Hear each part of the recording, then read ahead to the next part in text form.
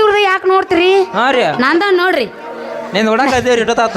ನಮ್ದ 2 ಕೋಲಿ ಅದಾವ. ಹಾ ರೀ. ನಿಮಗ ಹಿಂದಿಂದ ಬೇಕು ಇಲ್ಲ ಮುಂದಿಂದ ಬೇಕು? ಯಾವ್ದು ಬೇಕ್ರಿ ಮಾಡಾಕ? ನೋಡ್ರಿ ಬಯ್ಯಾರ, ನಮಗ ಹಿಂದಿನ ಕೋಲಿ ಅಂತ ಬೇಡ. ಆ ಹಿಂದಿನ ಕೋಲಿ ಒಳಗ ನಮಗ ಕಸ ಎಲ್ಲ ತೆಗದ ದುಡ್ಕೊಂಡ್ ತಿನ್ನೋದು ಆಗಂಗಿಲ್ಲ. ಕೊಡದಿದ್ರ ತಿಂಡಿದ್ರ ಮುಂದಿನ ಗುಲ್ಮಿನ ಕೊಡ್ರಿ, ಅಲ್ಲೇ ಮಾಡ್ಕೊಂತಿದ್ದೇವ್ರಿ. ಆಯ್ತ್ರಿ.